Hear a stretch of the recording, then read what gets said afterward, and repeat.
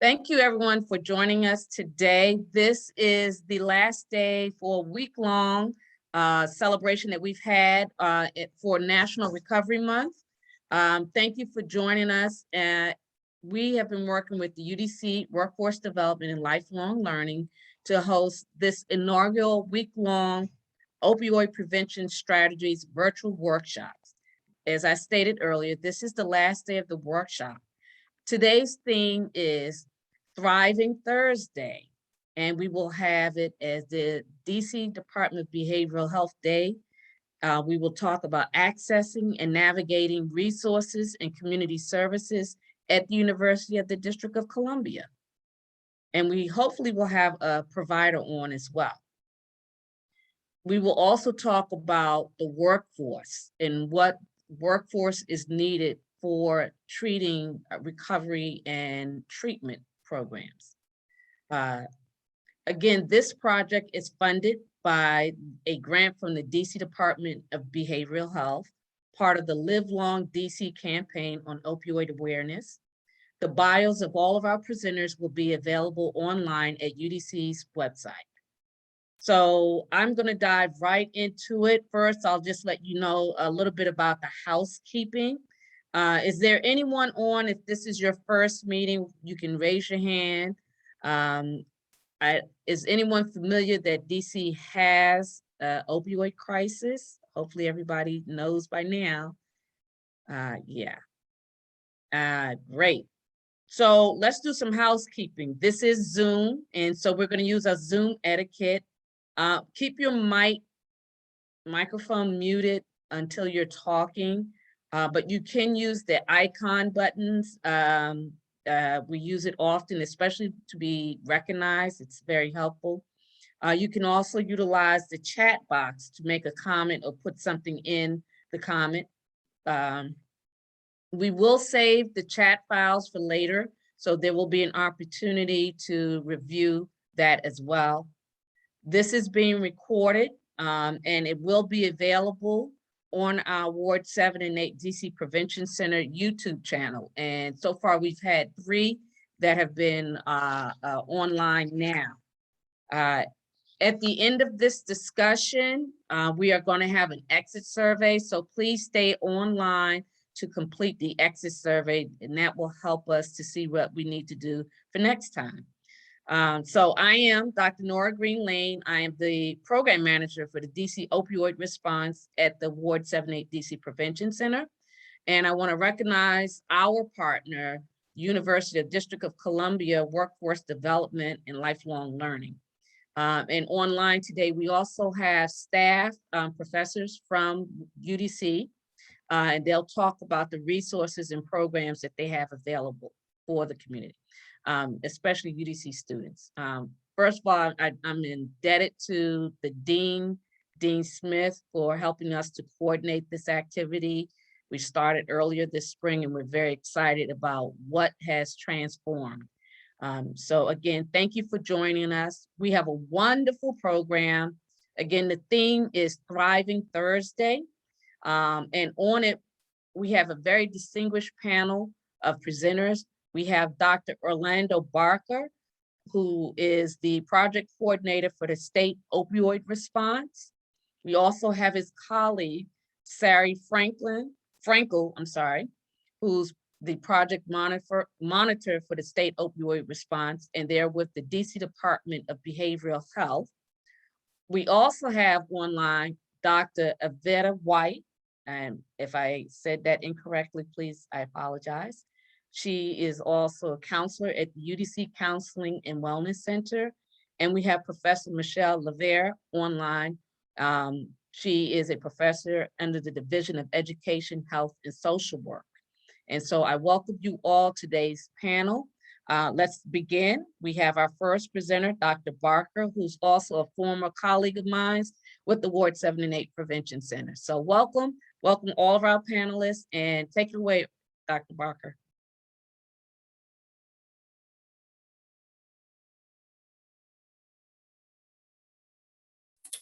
Okay, thank you. Thank you for that introduction. Let me share my screen.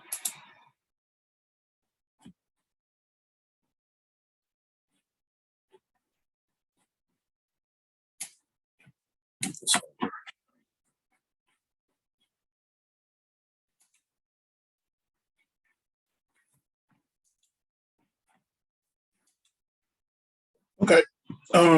So thank you for allowing me to be here today.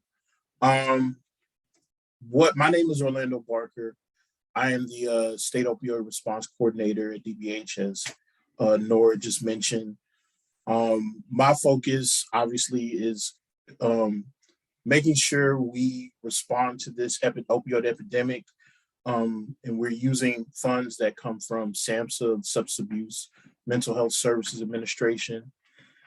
And so today, what I want to talk to you is about our programs that we are offering, particularly programs that are going to be offered and that we're funding going into this next year. Many of you may have heard of Live Long DC.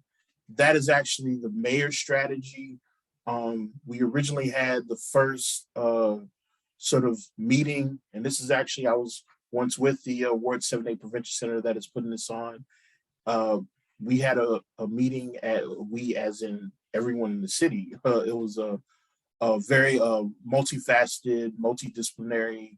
There's individuals from all walks of life, different agencies, also, people, peers.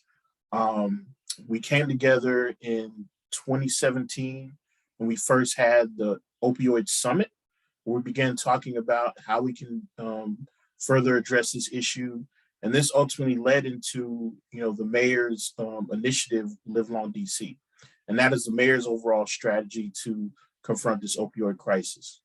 Now, the SOAR grant is just one of the ways, it's one of the funding streams DBH, Department of Behavioral Health, applied for while trying to address this crisis, and under the Live Long DC banner. And so the majority of the funds that come to address the Live Long DC, or at least try to implement the Live Long DC strategy, come from the State Opioid Response Grant funds. So a few things to talk about. First, we look at, in this program, we made a few modifications. There were a few modifications that we need to address, that we need to make in order to address the opioid epidemic. One, we found that we need better coordination of services and supports for individuals with substance use disorders. An expansion of access points for intake into services and supports.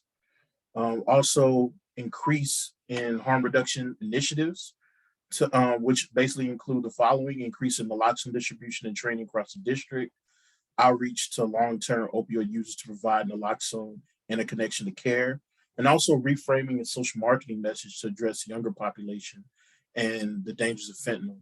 And you'll hear a lot more about our harm reduction initiatives when my colleague, Sari Frankel, comes on to speak. And we should say that I should make sure I mention that this SOAR grant has been going on. Now, we're going into our fourth year. We originally had started this grant in 2019. So 2019, 2020, and then the SOAR grant is actually on a 2-year cycle. So that was, we called that SOAR 1, State Opioid Response Grant 1. And now we're in the State SOAR 2, State Opioid Response Grant 2. And so we're just now ending the first year of that grant technically ended yesterday. And now we're getting ready to start the new year, the second year of this grant. And so we've funded a number of different initiatives, and as we go along, we learn, what works, we learn what we could probably do better. And we learn this through not only getting the data, but also, hearing the feedback from the community. Maybe there's some other areas that the community wants us to address. So we've been doing that. One of the things we've been trying to do to make sure we have more data is we're creating a dashboard, and the dashboard has been created. We're still working on it to make sure it's public ready, but a dashboard that shows the data we have when it comes to what are the statistics when it looks like in regards to opioid usage in the city. The number, different statistics that, part of that, including, overdose deaths, the amount of naloxone we get out, certain, elements when it comes to individuals, how long is, number of individuals who may have overdoses used to be in treatment. So how long were they in treatment and when did they stop, things of that nature. So we have some basic statistics that we're putting into these charts, and hopefully we've been working on it. Our data team's been working on it diligently. So hopefully we can get this out and really show the public where we're at in the city in terms of what is happening with the community, but also in the work that we do. What are we seeing? Are we seeing any changes? Another one is focusing on emerging populations. This is something that we've been really seeing in this city. The opioid crisis, 80% of the number of opioid overdose related deaths have really been amongst older African American men, ages like late 40s, 50s, and up. But what we've been seeing in the past few years is this, a number of individuals in the 20 to 30-year-old age group who've also they haven't reached the numbers that you see when you talk about the previous group, but it's been a number that's been rising every year, even though, and then we all know that one is too many. So this is a area that we've really been trying to focus on. And actually in focusing on that area, that's what built this event that we have today, because we work with our prevention centers, and we work with the prevention centers to really try to address the transitional age youth and the young, the individuals in their 20s, things of that nature. So one of the reasons why we are trying to encourage our prevention centers to work with colleges and do these types of events is because we've been seeing an uptick in the number of people who are passing away in this age group. So a better coordination of initiatives at community and ward levels. So we've been having a number of community engagement meetings, and this is something we hope to continue because we really want to see all of these providers and all of these different projects that are going on related to this. We want to make sure people are working together, and that's one of the biggest strategies when it comes to Live Long DC. We have a number of different goals and initiatives, but we want to make sure that, people are working in tandem and that we support one another. Increase in workforce development initiatives across the system, including individuals with lived experience who can serve as peer navigators and support partners. So individuals with lived experience are very important. I think the videos that were shown at the beginning of this session highlight that. A number of those individuals are peers, and I personally know a lot of the individuals who are in those videos, and they work diligently to not only work with youth, but work with other individuals in their own peer group who may be using and haven't quite gotten to that point where they want to get into treatment, because the thing is that when it comes to substance use, we want to make sure we can keep people alive until they're ready to get treatment. Not everybody's ready at the same time. And this is where peers come in, because peers can let people know, look, I understand what you're going through. I've been through this before. Let me help you and let me support you as you're going through this process. And then finally, an enhancement of DBH SUD clinical capacity. So, definitely having more locations that can provide, medications for opioid use disorder, also known as MAT medications, of medication-assisted treatment. So we want to make sure individuals are getting the treatment they need. And so we've, on part of the SOAR grant, we fund a number of different, we not only funding a number of different organizations, clinics, et cetera, to make sure they can provide medications to treat opioid use disorder, but also just the education component, making sure that there are more, clinicians who can prescribe buprenorphine and other medications that are known to treat opioid use disorder. Move forward. And so just very quickly, in terms of the investments, as you can see, we have over, around $24 million overall to fund initiatives in year 2. There are currently 39 initiatives that we are projected to fund. We will continue to address opioid use and stimulant use disorder. That was one of the changes in SOAR 2 compared to SOAR 1, is that now we can also address stimulant use disorders. When we talk about stimulant use disorders, we're mainly talking about the use of drugs such as cocaine, prescription stimulants, methamphetamines, et cetera. So, and this really came about because what we're finding is that commonly people use a combination of of drugs, especially cocaine and opioids. So we see those kind of used. Oops, sorry, we see those used together a lot. So that's one of the reasons why that was particularly added to the into the overall SOAR grant. And this was a SAMHSA change. Now, funding amounts, as you can see here, these are just a list of percentages of how overall the money is being divvied out. So we see prevention, community outreach, and engagement. That's about 15% of the grant. Harm reduction and street outreach, that's 20%. Treatment is 27%, and so on and so forth. So you can see we're really trying to put, obviously, a large part of the funding is going to be in treatment.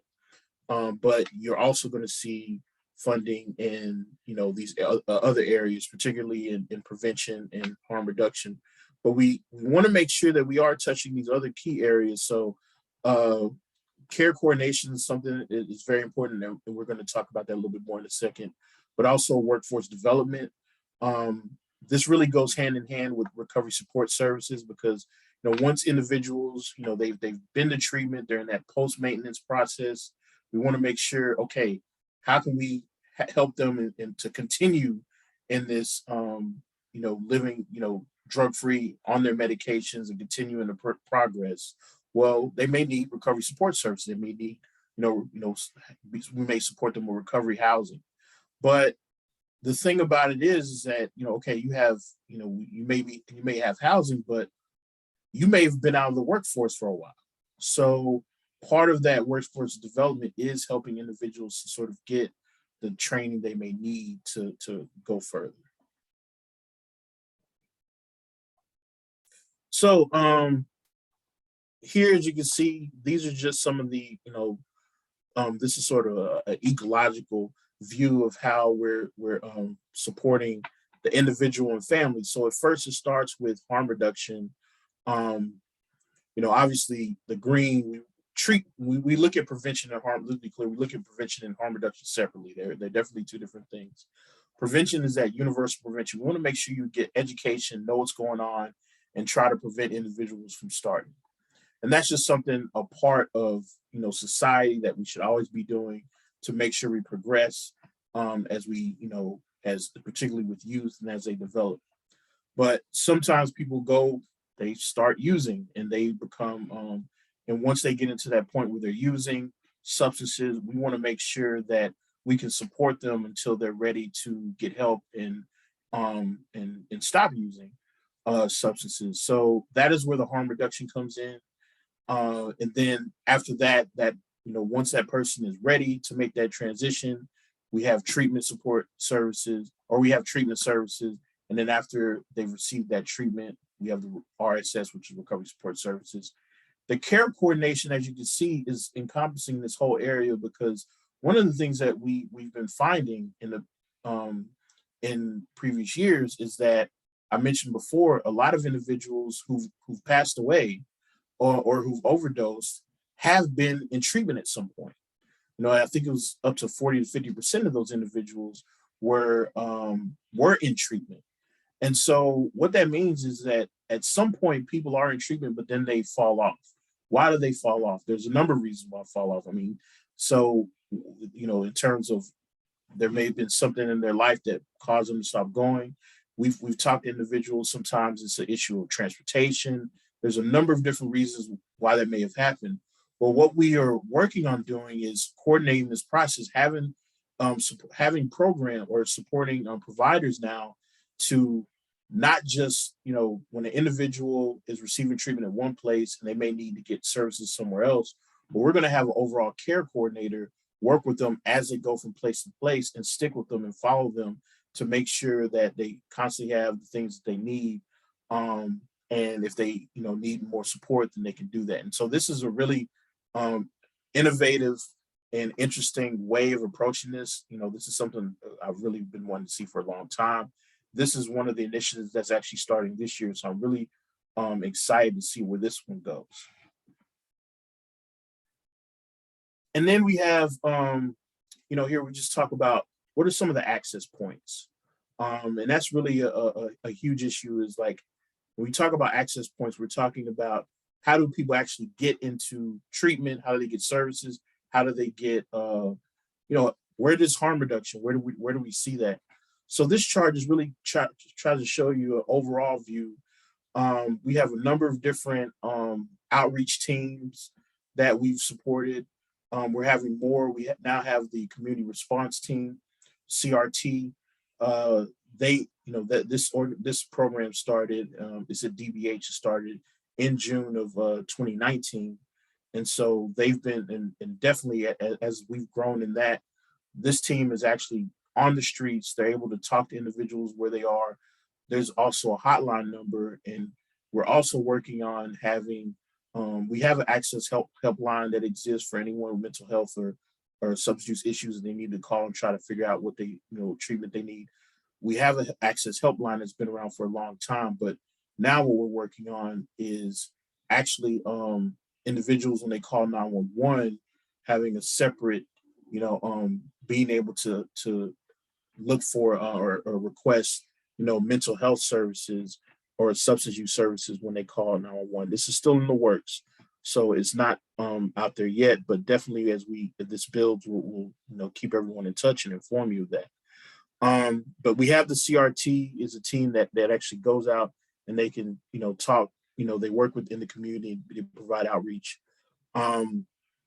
We support Department of Corrections, because a lot of individuals, when they go to jail, and I always think about Nora years ago when we were doing a session at PD Green, and one of the youth, when we were doing activities, they talked about where did the drugs come from, where do people start, and one of the youth had drawn a picture, and he was saying, well, my brother was never on drugs, but then he went to jail, and when he came back, he brought drugs into the community. So that's something that's always really stuck with me, and you really see that how sometimes when people go into the system, that's actually where they get introduced to drugs. And so one of the things is we really want to address that sort of issue with this grant. And so we've been funding DOC. We have a number of initiatives with DOC, particularly now we have substance use disorder SUD units in the jail. The women's SUD unit opened up at the end of August. The men's is going to open up soon, but these units will be separate units where individuals who have SUD substance use disorders will be in these units separately, because what's been found is a lot of times when people are in general population, if they're being provided medication for opioid use disorder, they actually get bullied and they get their medications taken away from them. And then there are other issues with being stigmatized as a substance user. So this is something that we've done and we've been working on to make sure that individuals not only get the support they need, the medication they need, but also the support, and there are a number of programs that are also part of that.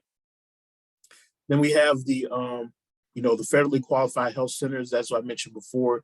These are clinics, other community health centers that are now providing MAT. We have the hospital-based peers. We have programs at the local hospitals, the emergency department, medication assisted treatment program, EDMAT for short. So individuals who come to the emergency department who've overdosed, they get access to buprenorphine and other medications, or they can get access to that when they go in.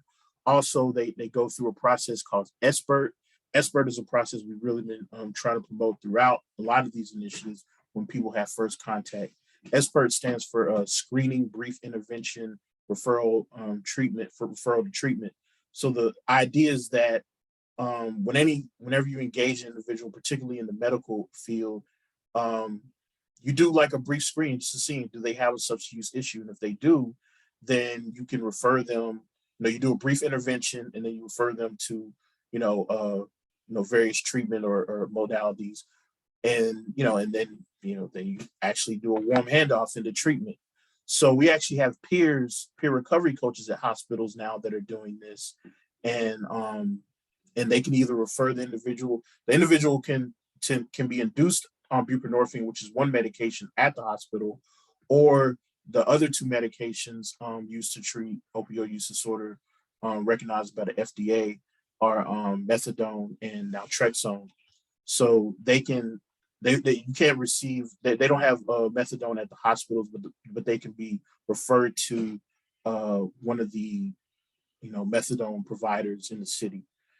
And then there are, again, any other forms of treatment or recovery support services, the recovery coaches can work with those individuals and refer them to those programs.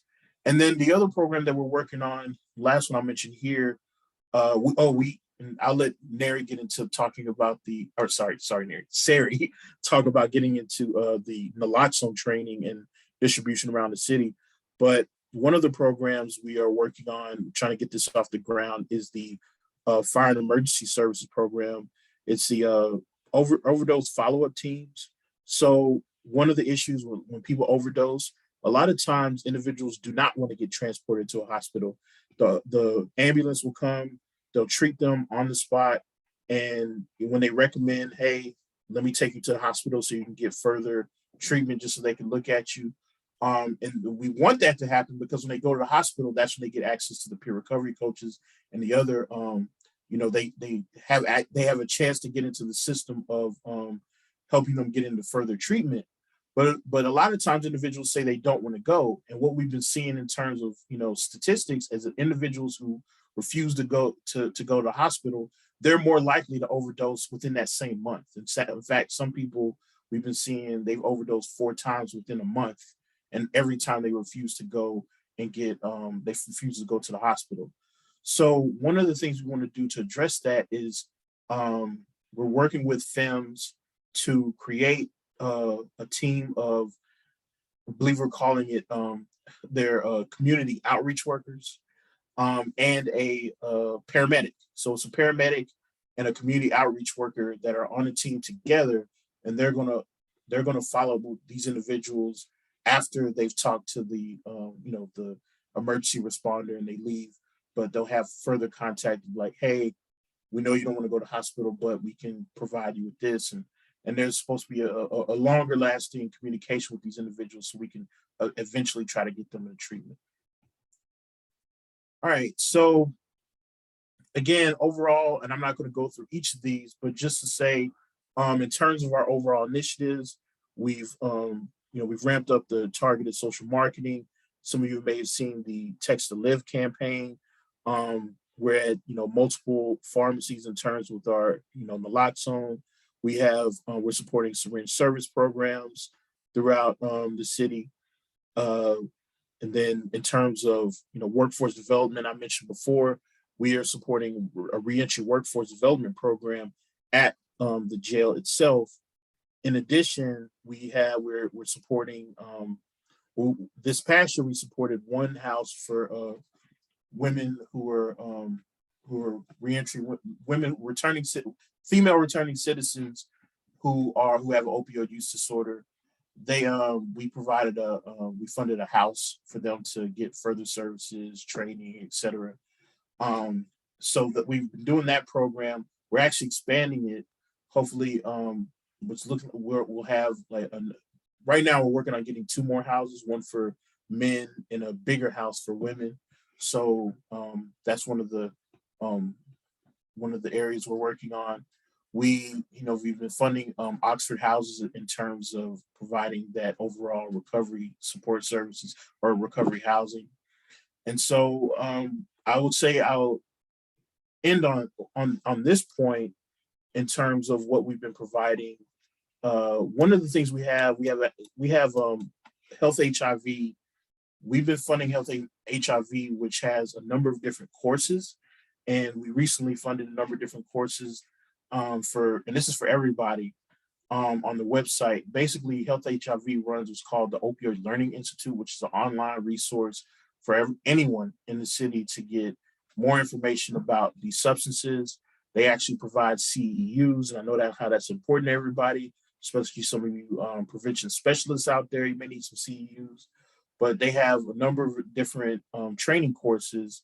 They've had a naloxone training courses online, but in addition, we've been funding some training courses for stimulant training, stimulant use disorder courses, particularly on how stimulant use disorder relates to opioid use disorder, because there, as I mentioned before, there is that relationship. But looking at that, also of course on other different types of training.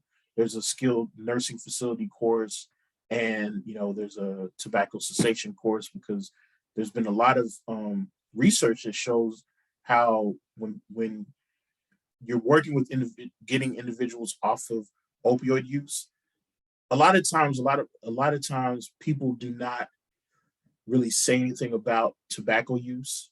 That's because you find a lot of people who are in recovery may smoke tobacco, they may be smokers.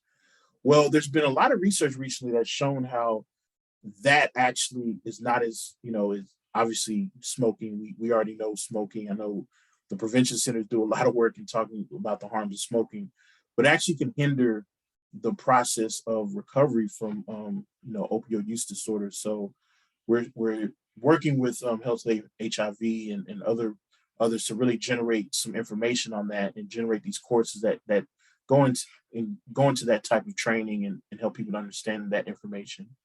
So I can keep going on forever, but I wanted to give you guys a chance to ask me questions. So please feel free to ask me about, some of these initiatives that we have coming up this year, or anything that we've been doing up to this point. Orlando, what was that point that you just said? Oh, thank you, Orlando. What was that point that you were just saying about smoking? I'm sorry, because I was smoking. Yeah, sorry. So there's been research that's shown that, a lot of times and this is not just with opioid, but this is with a lot of drug programs and people who are trying to stop, substance use, what we sometimes call the hard substances, so cocaine, opioids, other drugs. A lot of times they'll still smoke, and that's very common. You see that in a lot of different places. But there's research that's showing that, particularly with opioids and tobacco use, is that it somewhat hinders that process of recovery.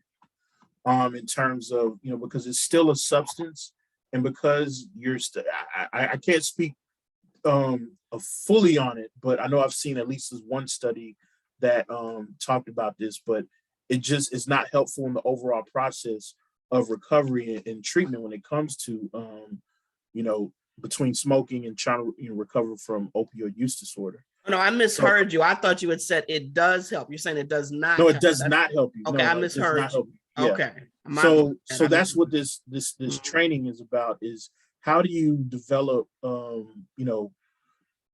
part of it is to have courses that, talk about this, but also I think there's a bigger need for providers to work on the, I guess you could say the allowance of, most providers, they'll have a space for people to smoke, and, that's not going to be taken away completely, but how do you develop programs where you also address the tobacco use in addition to, the main problem, which would be the opioid use? Yes, disorder. I see what you're saying. So kind of partnering with the tobacco cessation people, maybe at Department of Health, at DC Health, rather, maybe. Yeah. In fact, the first time I heard about this was someone from DC Health in the tobacco cessation program. They're the ones who mentioned it to me. When I looked it up, I was like, oh, it's interesting. So this is something we talked about. Health HIV actually is, they work with DC Health. So we fund them through DC Health. And so this is something they've been working on this course and developing it. Okay, thank you. That's an interesting collaboration to be aware of. Dr. Green, go ahead. Yes, so thank you, Orlando. I did want to touch on something. It is around the workforce development part of it, and as well as the recovery, the peer support, peer coaches.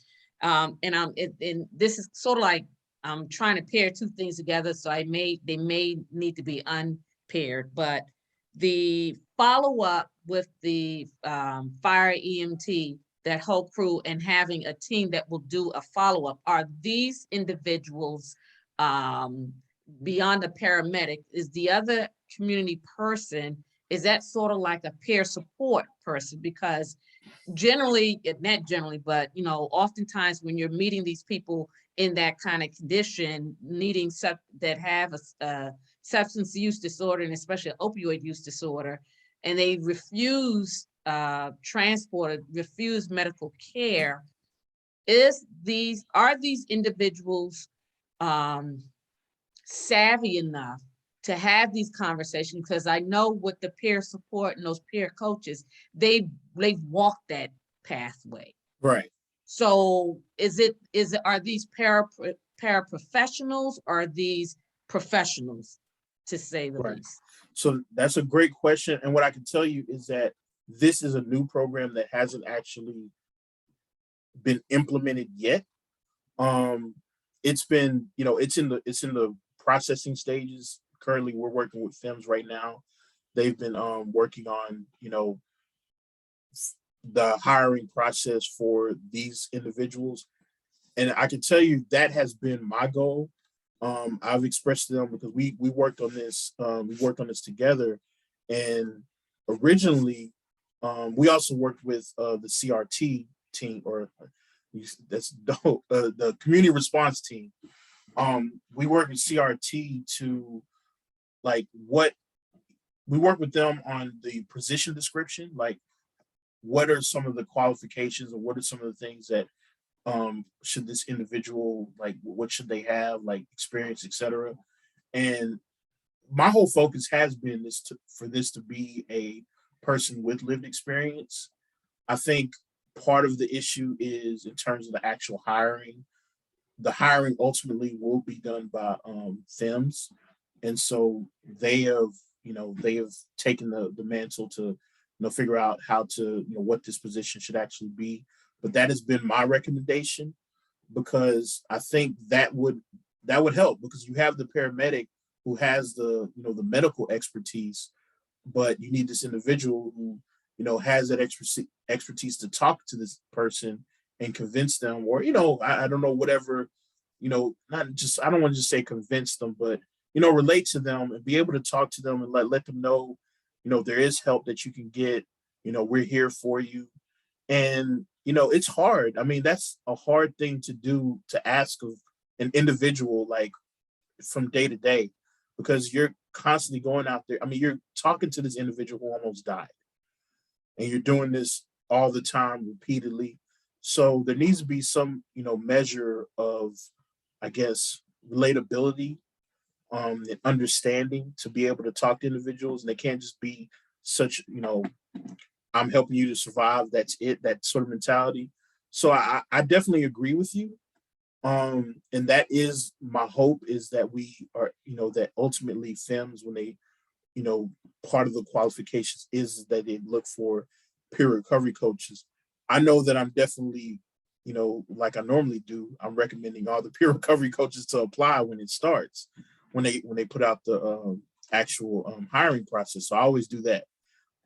So yeah, but that is something we've been doing across all of our initiatives, is that we've tried to include more peers in positions, as much as we can. Well, thank you so much. If anyone else has a question, otherwise I will, if that's okay, allow Frankel, I'm sorry, to begin. Anyone else has a question for Orlando? I just wanted to make another quick comment. So on Tuesday, Orlando, we had a professor, Dr. Hutchinson from Coppin State, and he made an interesting point about Baltimore versus DC. When we showed him our data on the overdoses and the fentanyl, carfentanil, he was saying, is a really big problem in Baltimore. What's going on with carfentanil in DC? Are we seeing any changes in that information? I know there are a lot of fentanyl analogs, but I haven't heard anything recently about carfentanil having a uptick in use. I mean, as some of you may know, just to be clear, carfentanil, that's used elephant tranquilizer. So that is, yeah, we definitely don't need that on the streets. And I know it has been something that we've talked about in the past when it comes to being in the drug supply, but honestly, I can't say that I've heard too much about it recently. We usually, I usually see the reports that come from, our forensic lab, and then also too, at the end of the year, the the Office of Medical Examiner, they'll release the data on opioid deaths and what were the drugs in the individual system. I can't say that I've seen carfentanyl. I know last year I didn't see it on that list represented highly. So I can say at this moment I haven't heard much about carfentanyl being a huge problem in our drug supply. I mean, any of it being there, period, is a big problem, but I have not heard that yet. Okay, well, unfortunately, as you know, Baltimore is not that far away, so just something maybe to put on your radar. Right. Yeah. And actually we had our Narcan training held by HIPS today. And Johnny mentioned that to be on the radar of everybody, that though it's rare, the unfortunate thing is that behaviors change quite quickly around here. Yeah. We didn't have youth dying at first, and that was in 2019. You really just didn't see it, and all of a sudden here's an uptick. So I think that we shouldn't be, and I know you guys are not, and we are not in the job of saying it will never happen. Yeah, definitely don't say that. You have to be aware of everything that happens. I think Baltimore, obviously they have a port, so they're a bellwether just to look out whenever something's happening there. You gotta watch it because it may leak down to DC. But yeah, so far I haven't heard much about that. And the professor mentioned it, did talk about the elephant tranquilizer. That's why it's so disturbing to hear, because when he mentioned that, my ears perked up like, because that is bad. Any of it is bad. Yeah, I mean, that just think about how strong that is. Yeah, if you're using it for that purpose, like, my Lord. So yeah, I mean, it's definitely something that'll be on our radar for sure. Thank you. Thank you, Orlando. And so we'll allow Sari Frankel to present now, his colleague over at the Department of Behavioral Health. Great, thank you. Let me just share my screen.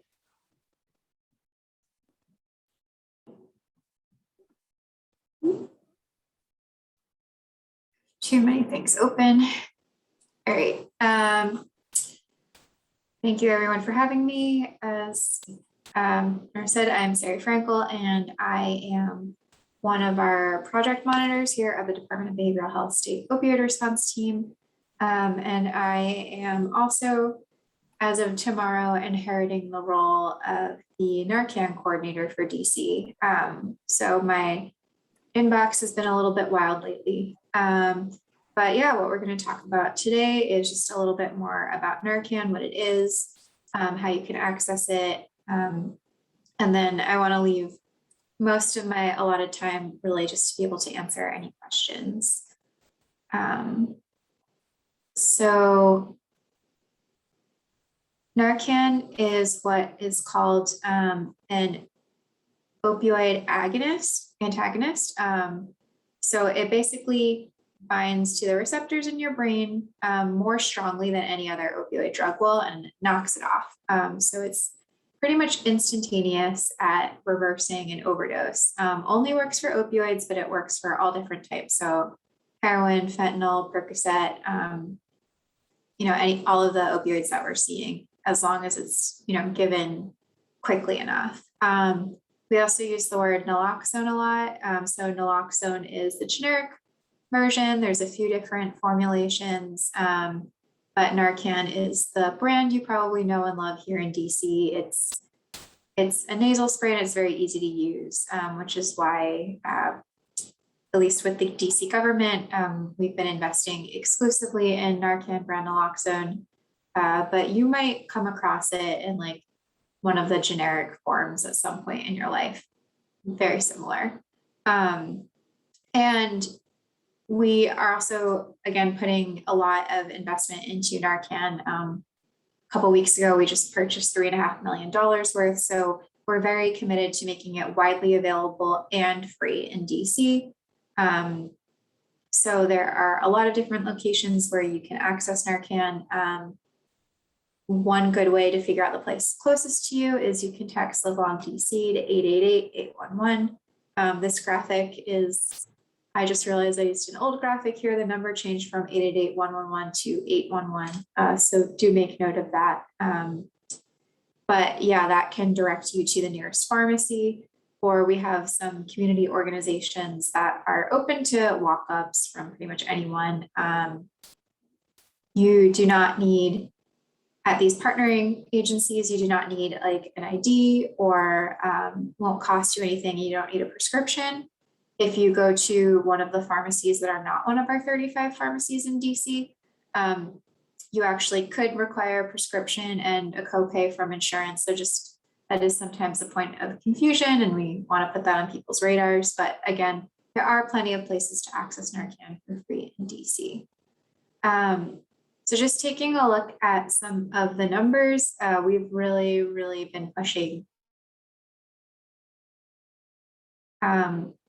So in the government, we like to measure everything in fiscal year. So October 1st to September 30th. So tomorrow will be fiscal year 22, the first day of it. So in fiscal year 2020, so October 2019 to September 2020, citywide, we distributed around 32,000 of those individual little white boxes of Narcan. And we had 36 organizations that we were partnering with across DC, mostly social service organizations and some health clinics. This number doesn't include data. And then all of the trainings are really coming from the health department and our online module. And this year, this past year, from last October 1st until today, we actually don't have the final number of amount of Narcan that was distributed. I'll have that in about 2 weeks. But in the first 11 months of this fiscal year, we distributed 47,000 units. So that's over 15,000 more than last year. I'm anticipating that we probably distributed around 5,000 units this past month. So that'll be close to actually about 20,000 more. We've expanded. I think actually we're now up to 86 partners because we're kind of in constant expansion mode. And then we had 39 people take our Train the Trainer course this year. So I know that some of you were able to attend Johnny's training. He's one of our trainers. He works at HIPS that I know he did for this conference earlier today. But yeah, there we have a lot of people representing a lot of great groups that are all working from the same curriculum to let people know about, how to use Narcan, how to access it, what an overdose looks like, what the laws are that are protecting you, so on and so forth. So moving forward, again, as I said, we are just kind of in continual expansion mode. So, before COVID, and I haven't seen any data since COVID started, and people's behaviors have definitely changed, but before COVID, I saw some pretty strong data that nationally, on average, over 80% of overdoses that were reversed with Narcan were actually reversed by other people who use drugs. And so, not everyone who uses drugs is necessarily going to trust the government, but we want to find strategic organizations that we can partner with, that maybe people who use drugs have a little bit more trust in, to set up these easy access points. So we have Narcan at some of our shelters, but it's been a bit of a challenge, and I have been working to get it into the rest of our shelters, and make sure that the shelters that do currently have Narcan are feeling really comfortable, since there does tend to be a lot of staff turnover. We're looking into partnerships with certain businesses. We've had recently some people going into nightlife establishments where we know that sometimes substance use is happening, and looking into some of our public housing buildings as well. I get overdose data from fire and EMS in real-ish time, usually like 30 to 90 minutes after an overdose, I'll get a notification. Not every single overdose that is reversed always involves fire and EMS, but it is a pretty good subset of our data. And so I have been seeing some buildings where we've had, repeated overdoses. So we want to start offering resources to them as well. And then finally, expansion of drug checking. So we have been seeing fentanyl in a lot of other different substances. We've been seeing it sometimes pressed into pills. We're seeing it a little bit in cocaine and methamphetamine. So we want to help people have resources to, make more informed decisions about using safely if, they're not ready to stop. And so in April, the federal government lifted a longstanding ban to purchase what is called fentanyl test strips. So we started rolling those out in the last month with some of our partner organizations, working on some education as well, but they're just very cheap and easy to use test strips that you can use just like the amount of a few grains of sand to check your drugs for fentanyl. Doesn't give you a whole lot of detail. It's just really a yes or no. But, this is helpful information for people to have and helps them, make decisions. And so as I said, I am currently managing this process for DC, and we're always looking to increase education and happy to talk through any new partnerships. All trainings are always provided free of charge. And when organizations get standing orders to distribute, we also provide the Narcan to them free of charge. So we want to make this not cost intensive at all for anyone. We want this to be very accessible. I am currently redoing our Narcan training because the old one, it's long and it was time for some updates after 2 years. But I'm really excited about how the new one is shaping up, and we think it's going to be ready by the end of next month. We also have some marketing materials that, regardless of whether or not you're a distributing partner and have a standing order, anyone can order them, advertising Narcan or information on how to use it. I will drop that link in the chat when I stop presenting. You do need to place an order just so our social marketer can track where it's going to go. But all of the materials and all of the shipping is free, and it usually comes in the mail within 1 to 2 weeks. It's also a lot of the materials are in more than one language, which is helpful.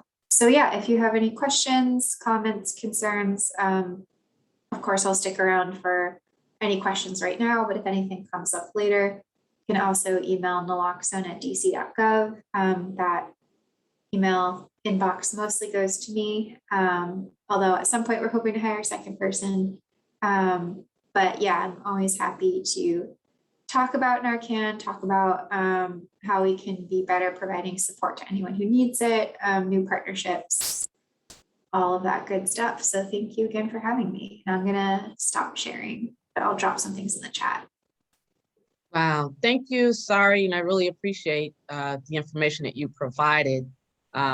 We at the Prevention Center are a Narcan distributor, and we do it in a lot of our community activities. I have a question. I wanted to know whether or not you're seeing, I saw the numbers increase in terms of your partners that are able to distribute from last year to this year. But I also know the numbers are very similar in terms of overdoses. I know it's hard to see something right now, but are we seeing any impact with the new partners that are online? And I know people come online at different times of the year. So, but is it impactful? What does that look like? Yeah, I think it's so hard to find a direct correlation between the number of overdoses and the number of partners we have, just because like drug economies and supply chains are really, really complex. We know that the pandemic really shifted things for a lot of people, but it's no one person on earth fully understands how. But I think the biggest thing that I've seen is, like one thing that we've done is we've made it a requirement for anyone who's receiving SOAR or DCOR funding to get a standing order to be a distributing partner. And so for me, some of these partners that we have, they're going through the process, they're getting their standing order, they're maybe keeping a box of 12 on site, but they're not doing a whole lot with it. And that's okay, because for me, there's also just like a cultural buy-in of harm reduction that we are promoting in DC. And so it used to be that, you know, we had these very fringe harm reduction people who are going out and reversing overdoses, but the prevention and recovery people were like, you know, this isn't my thing. But I'm seeing now like groups like the Wards7&8 Prevention Center, and some of our prevention and recovery partners are extremely enthusiastic about it and have just been like running wild and distributing tons of Narcan. But some of them are just kind of like, okay, we have some if we need it. We understand more about harm reduction. We understand more about like being non-judgmental. But this still isn't, you know, super our thing. And that's okay, right? Every organization is different. People are different. So we're not putting like strict mandates on you must distribute this amount.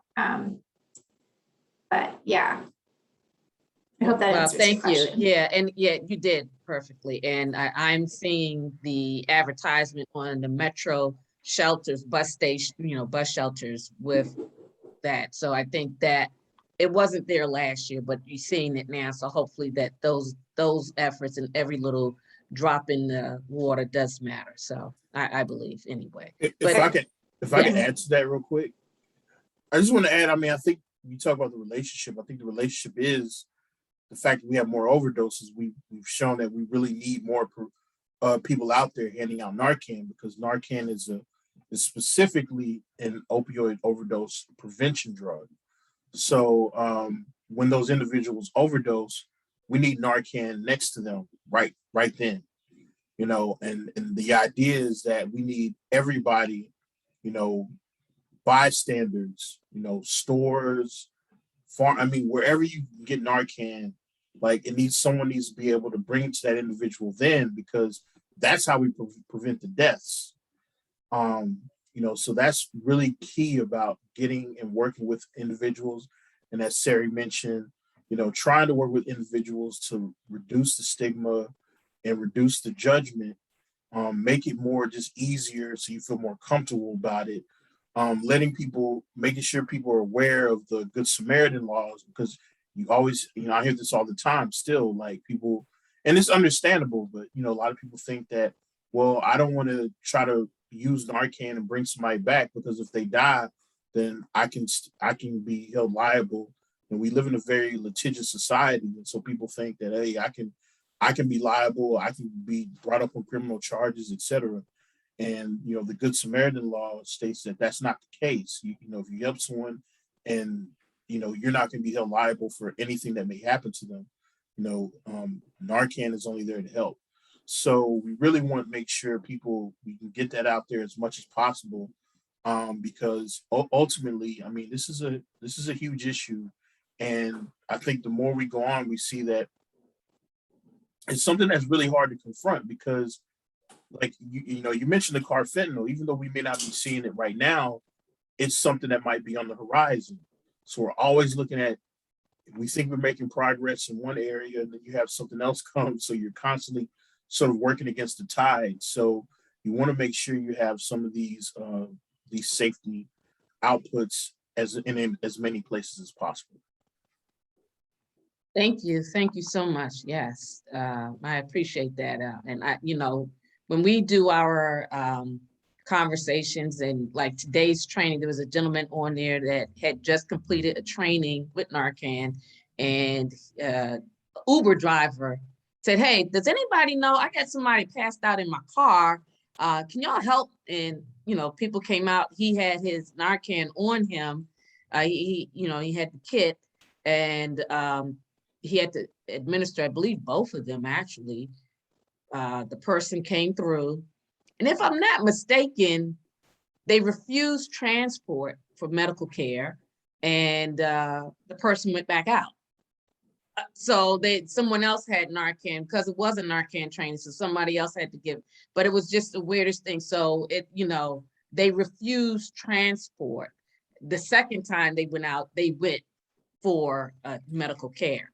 So just to let you know that whatever and the amount of opioids that was in their system obviously was a whole lot that they had overdosed twice, even after receiving life-saving measures. So I appreciate having this. I think if people knew that this was available and the benefit of it all, and I believe that it's because it's really removing the stigma of helping someone too, so all of these conversations are coming in at the same time so that we can help others. Yeah, I mean, what you touched on, Nora, we cover in our training, but I think it is important to emphasize. So Narcan usually lasts in your body about 30 to 90 minutes before it begins to break down.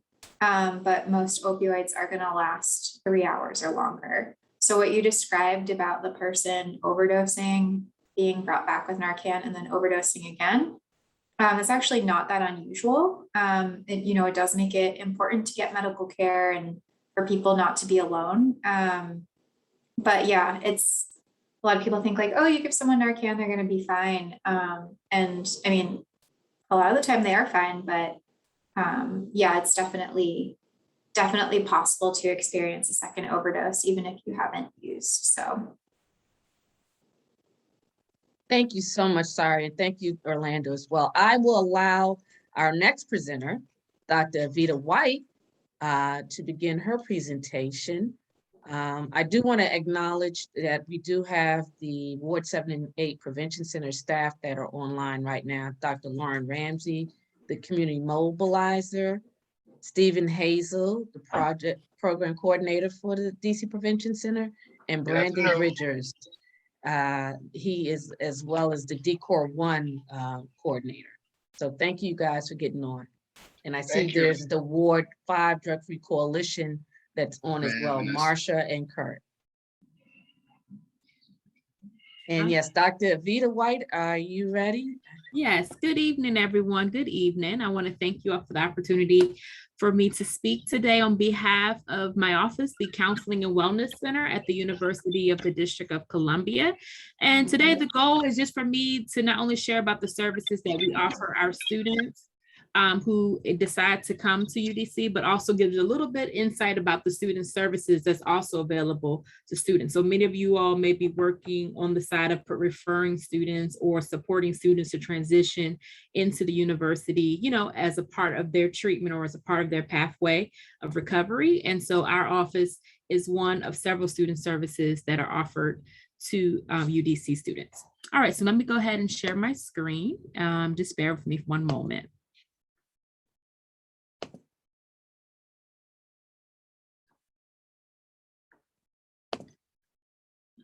See. All right, are you all able to see my screen? Yes. Okay, perfect. All right, so as I mentioned, I'm here today representing the Counseling and Wellness Center at the University of the District of Columbia, and also just to speak a little bit about also some of the student services that encompasses at the UDC institution. So when you're looking at the student services at the university, my office in particular, give me one sec. I see this screen is in the way. Okay. My office in particular, it falls under the Division of Student Development and Success. And that particular unit of the university encompasses primarily most of the student services for students at the university.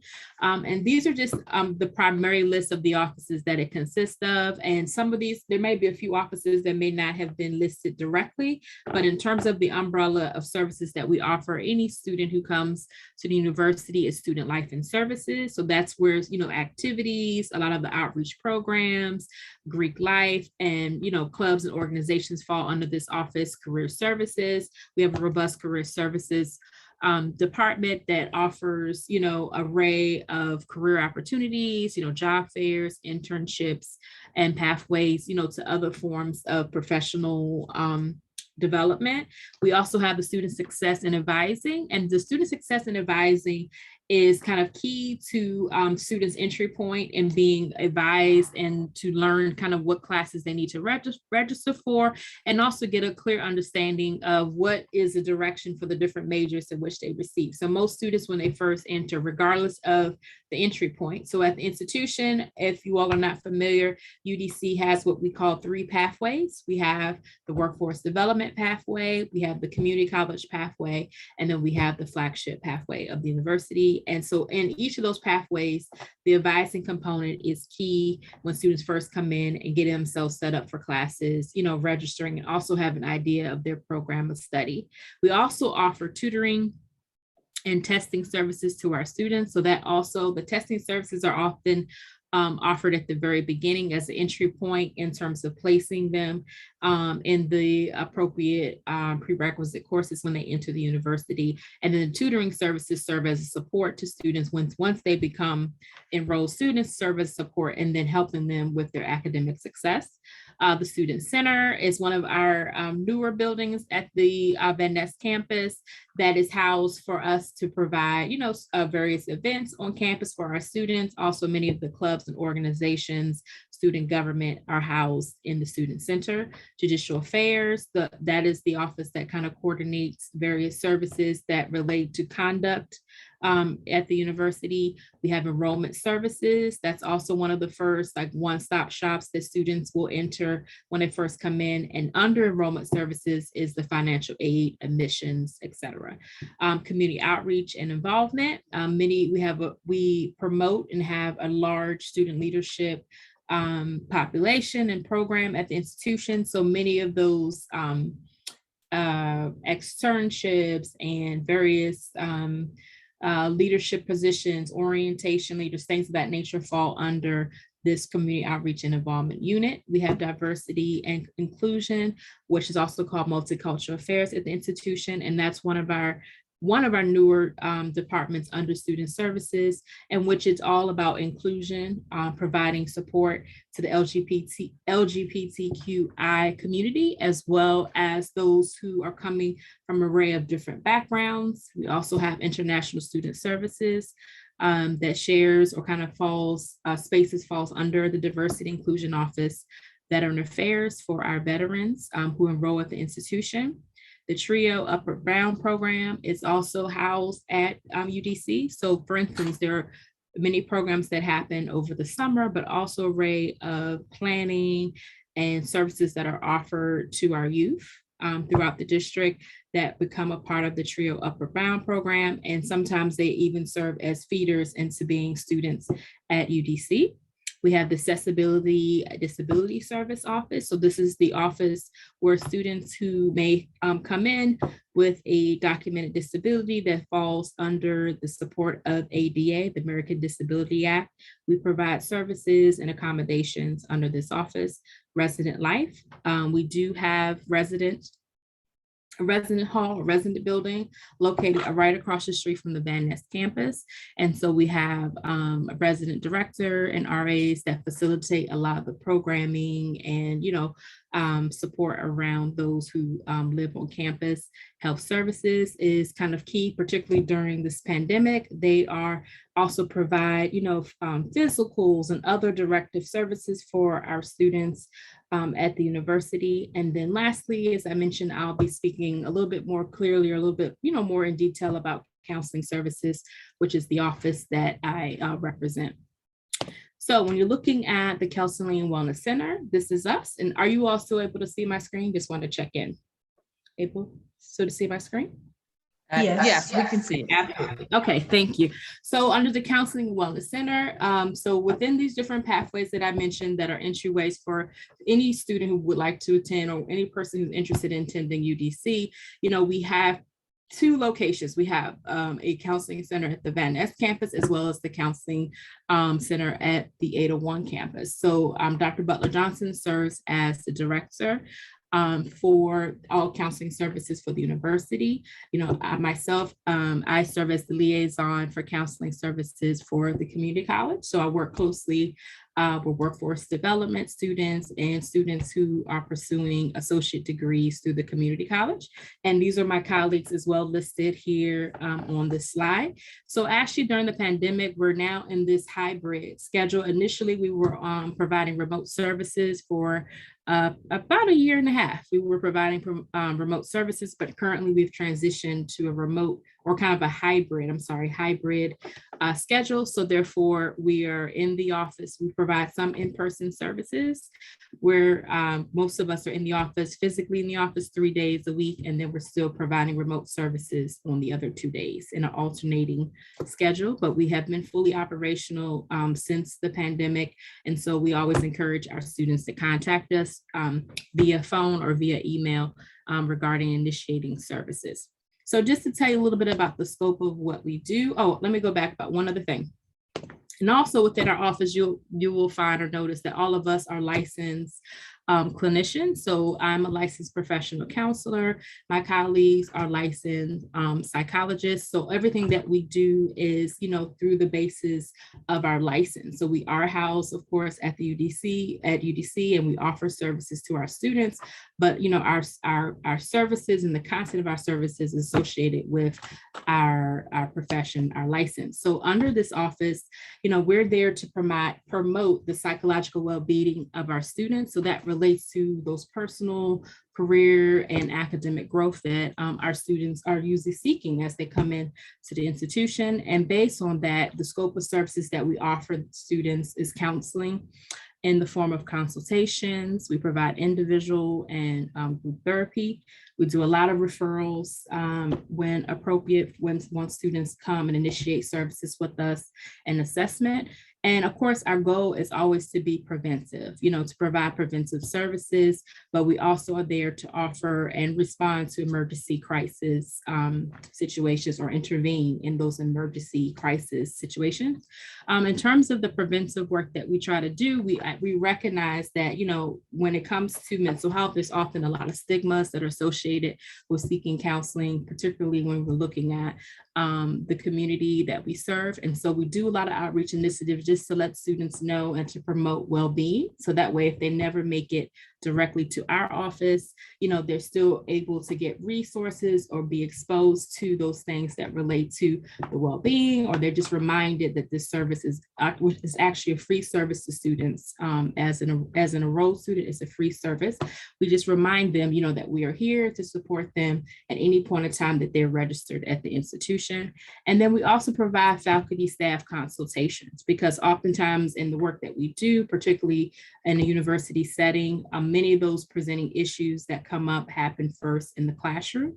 So, or in an office of another staff member. So we also provide consult for faculty and staff to comfortably, check in or to ask questions or to try to understand or get a clear understanding of how they can best refer students, or in what ways can we help respond to certain situations that may arise in the classroom. So that's one of the roles that we offer.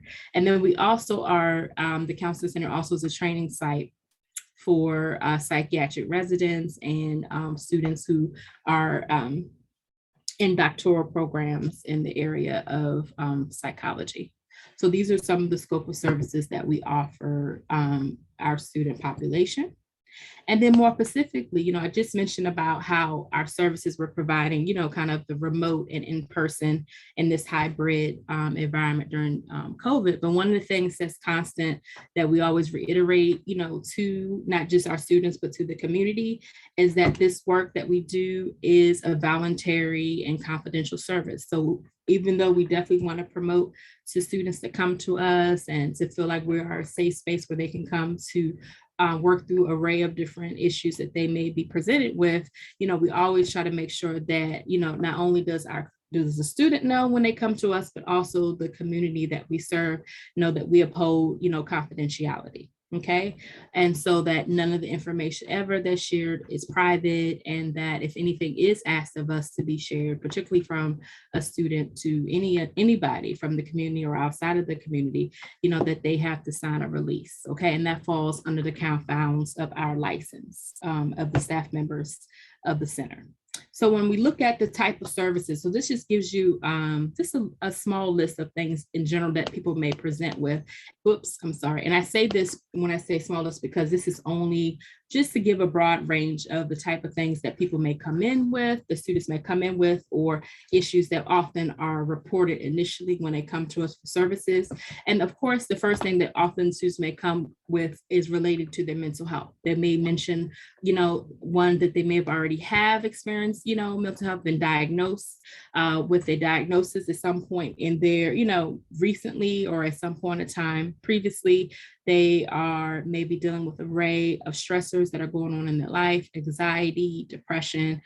Sometimes our students deal with, various problems at home or family dynamics, trauma, grief, self-esteem, difficulties adjusting. And so these are just only a few of many, right? So the presenting issue often is so much broader than that, but these are the scope of kind of what people may initially come from. And then from there, we're there to support students wherever it is that they may need. So for instance, in the context of even our topic for today, or the whole purpose of this forum, many of our students who may be dealing with substance use disorders, they often are dual diagnosed. Some of them may already be associated with a treatment program or what have you, where they're getting a lot of, case management or group therapy of some sort. And so they may want the individual counseling to kind of hone into some of those more personalized things that they're encountering, or they may just need another advocate or another, kind of point person in their journey. And we find that with a lot of the students that we serve, that folks are coming from an array of different population, programs, lived experiences. And so in our role, we always, keep that in mind, and also are very adaptive to that notion of referring our clients to other resources in the community, or helping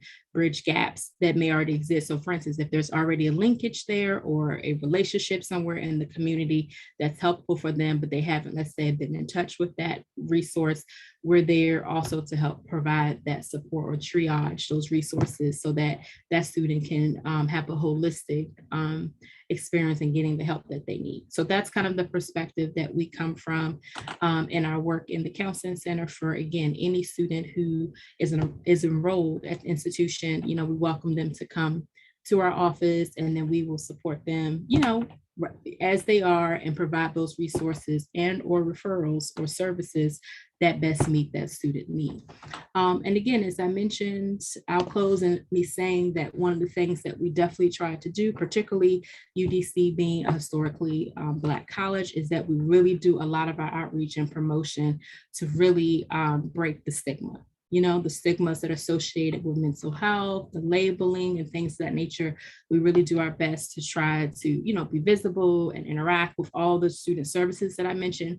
We often have collaborations and various wellness events or just programming, just again, to make counseling something that is welcome, that's inviting, and that is not associated with the negative stigmas that sometimes come with seeking help.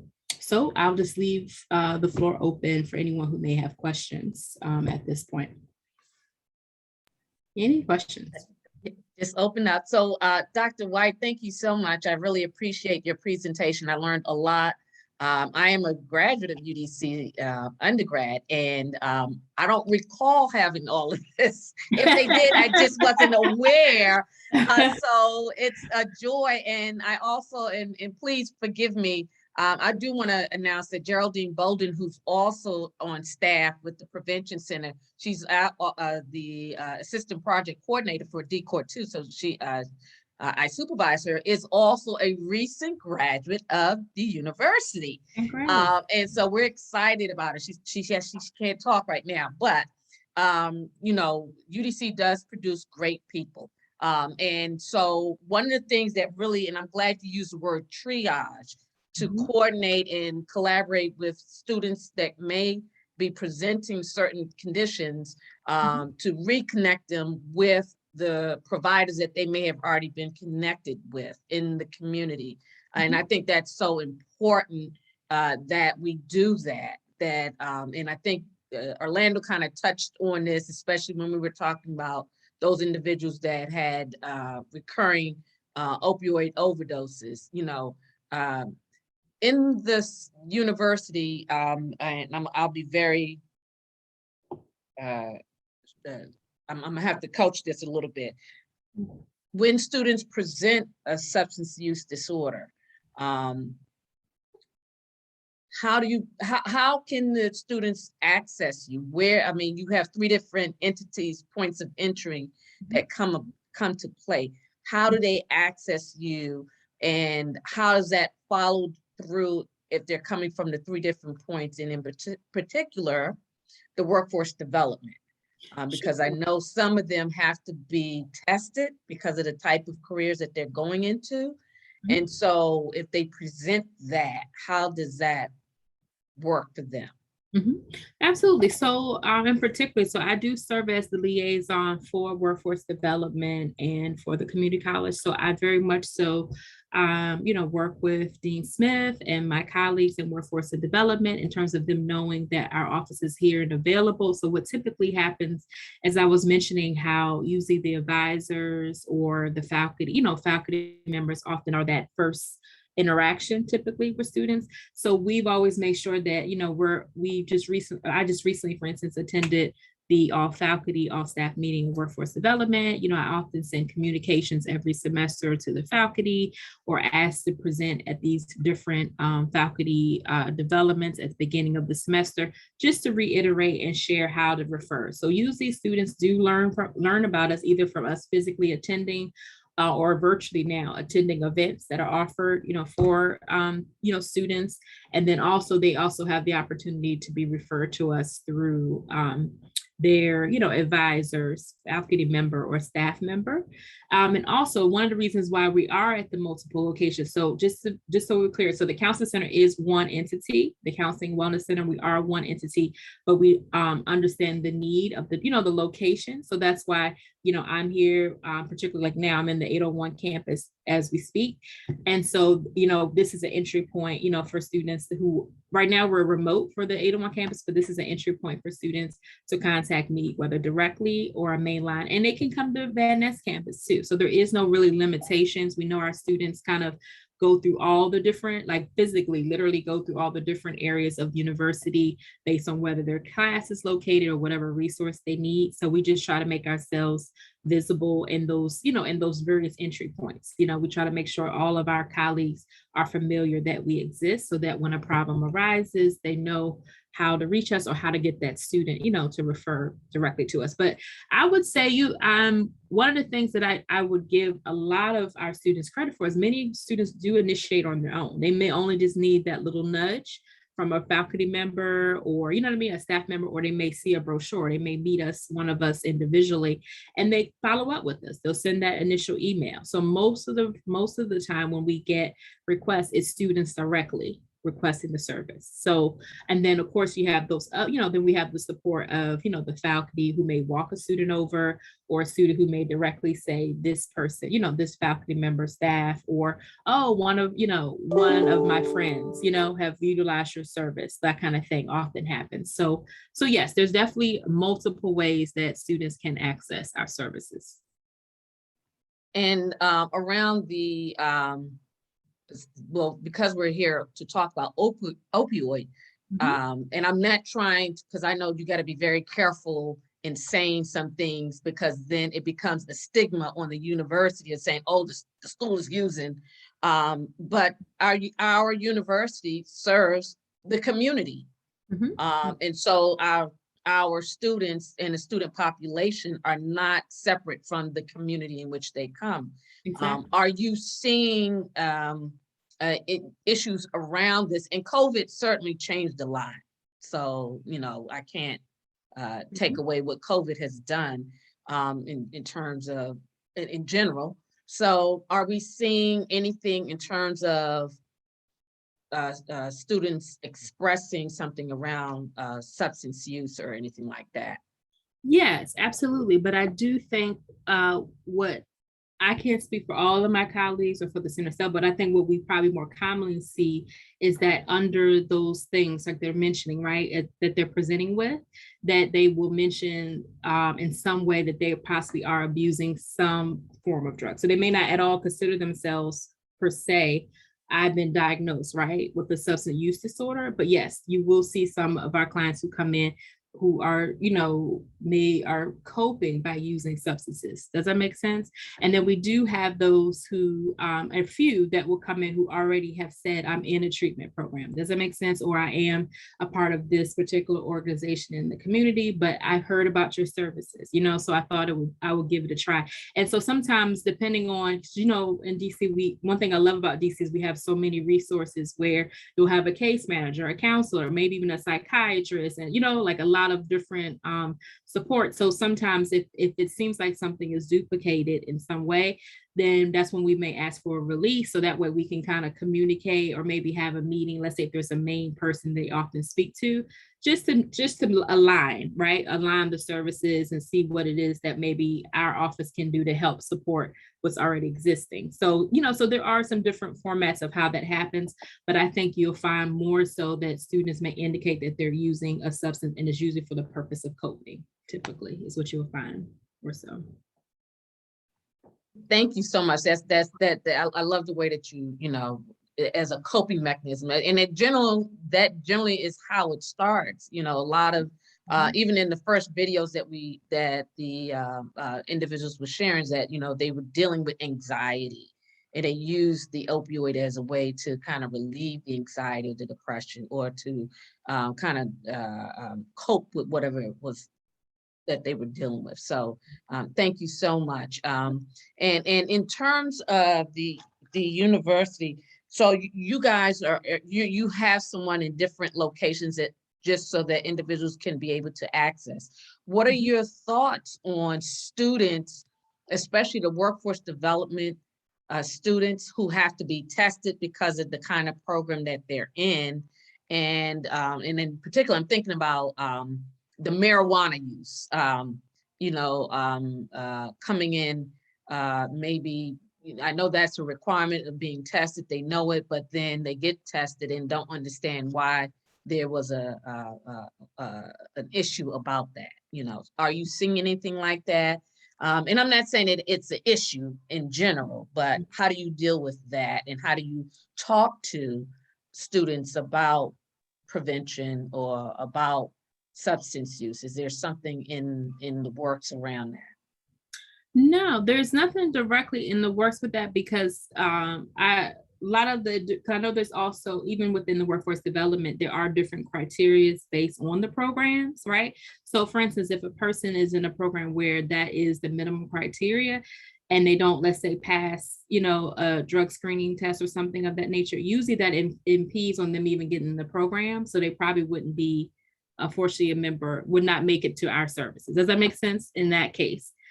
So in that regard, there is no direct, like partnership or relationship in that regard. However, in other, forms of, or other classes that may not require such kind of requirements or et cetera, and somebody is expressing the issues, that goes back to what I was saying before about, okay, we find what's the issue? What are some of the things that are presenting? What resources are they already tapped into? And what resources do they may perhaps need in addition to the therapy that we're able to offer? So that's when we would then seek out, right, in the community, if they are saying they have a substance use issue, but they don't have, they're not already connected. Did I hear the question or somebody? But yeah, so that would be kind of the approach, is first just listening to what it is that they're presenting, if what are some of the concerns. And then if it's beyond just the scope of providing those clinical therapeutic services, then we will look at, okay, providing those other, services in the community in addition to, our counseling services that we offer. And I think Stephen Hazel also had a question. Yeah, that's what I thought. I'm sorry, that was my dog barking. Okay. Yeah, my question was, have you seen an increase in the request for services due to COVID-19 or since the onset of COVID-19? Yes, absolutely. And what I would say too, I think it's also maybe not just the increase, we definitely are busy. We're very busy and always have been as a center, but I will say there has been an increase in the severity, right, of how certain life issues are impacting, individuals as a result of COVID. So, again, whether it's the isolation, right, that a lot of us had to go through at some point, and or the deaths, a loss, right, of family members, or and for us, our situation, we were remote for a long period of time, where most of our classes are set up to be in-person courses. So students is even struggling with adjusting and trying to do these other things like still work and or not even having a job. So a lot of things in terms of anxiety and depression may be amplified, right, as a result of the pandemic, and that's some of the things that we're seeing. Gotcha. Thank you so much. Sure, absolutely. Are there any other questions for Dr. White? And thank you so much. Thank you Sure, so thank much. you. I just had no idea UDC had all these wonderful books. I feel really bad too, but it's good that they do have this, that they can support students and really wrap their arms around students so that they can thrive and succeed at the academic level. Absolutely. So thank you. Sure. Anyone else? Roz? Well, no, I was going to say, well, hopefully the good thing now that we have this recorded and we're going to actively promote. So hopefully we as a community can just make sure that more people are aware of these great resources that are there, so that hopefully more people who support our students will know. No, that was great information. I don't have a specific question. We did put the exit survey. I know we've lost several people. We put the exit survey in the chat. So if you could fill it out, those of us that are still here, just so we have the documentation, that would be very helpful. Very helpful. Been a very, very productive week of excellent presentations and great information. And again, kudos to Dr. Green and to Geraldine, because I know you all put in a lot of hours into this. And I'm going to say, for the sake of recording, happy birthday, Nora. Thank you. But let me just say, working hard on your birthday. I know, but Geraldine, I got to give Geraldine kudos, because we had a Narcan training at 12. It ran over a little bit, so Geraldine has been multitasking all day. But I am very thankful and pleased with University of District of Columbia. I always wanted to do something with my alma mater. I didn't know how that was going to be, but I love the work that I do with prevention as well. So it looks like I got all my loves in one place. And so I'm very happy that we have Geraldine Bolden, who's a recent graduate as of this past May. She came on board in March, April, and graduated. So, it's all happening. So thank you so much. Thank you for the birthday wishes. Thank you to all of our speakers and presenters that have been on this week. We've had some fantastic panels and the after conversations that it seemed to go on forever, but they've been so wonderful. I really want to thank the young folks that got on Tuesday, Rashawn Bell, Kayla Valentine, and Prince Green, and it was moderated at the last minute by my nephew, Nathaniel Green, no relation as far as I know, and Kimry Hughes, who manages the Marion Barry Youth Leadership Institute. So I definitely want to give a shout out to these individuals, as well as the Ward 5 Drug-Free Coalition. But none of this could have happened without a very team-focused, collaborative partnership with UDC and Dean Smith, who valued and understood the value of what we were trying to do. And so I really want to say thank you, UDC. Thank you, President Mason. Thank you. We look forward to continuing this partnership and to grow and expand, because it's definitely necessary and important. So thank you, everybody. There was a staff member that was on staff under Dean Smith that has moved on to a different job, and she was very instrumental in moving things forward. I would also like to thank Mr. Sherman Cook as well. And I'm going to give kudos to one of my friends and colleagues, Wayne Sparks, who was the spark that got everything started. You guys may not know this, but he really helped connect us with the dean over at Workforce Development. So I want to thank you, everybody. This is part of the Live Long DC campaign, as Dr. Barker, Orlando Barker mentioned, and this is a citywide effort, and multiple people are working towards really addressing the opioid crisis, but also bringing it down. And I want to express to our young people that there's a way out. If you view any of our videos, these videos are all going to be up on the Wards7&8 DC Prevention Center YouTube. So you can go to YouTube and download these videos and learn some great information. We've had wonderful speakers, great information, and we would hope that you would all join us in really supporting prevention on the front end. But if you can't do it, treatment and recovery on the back end. And this is National Recovery Month. And so we want to really support individuals that are in recovery. My father has been in recovery for 29 years in December, and I want to continue to support him and support all those individuals to be able to live a drug-free lifestyle, but to do it in a safe way and in a supportive community environment. So first of all, thank you. Thank you, Roz Parker, for giving me a lot of leeway. And if you know how I work, Roz gave me a lot of leeway. So thank you. I want to thank my colleagues, Stephen Hazel, Geraldine Bolden, Brandon Bridges, and Dr. Lauren Ramsey for all of their work all year long. It has been an amazing year, and thank you for allowing me to come back on, Mr. Hazel, and join you and Roz again. So thank you so much. Roz.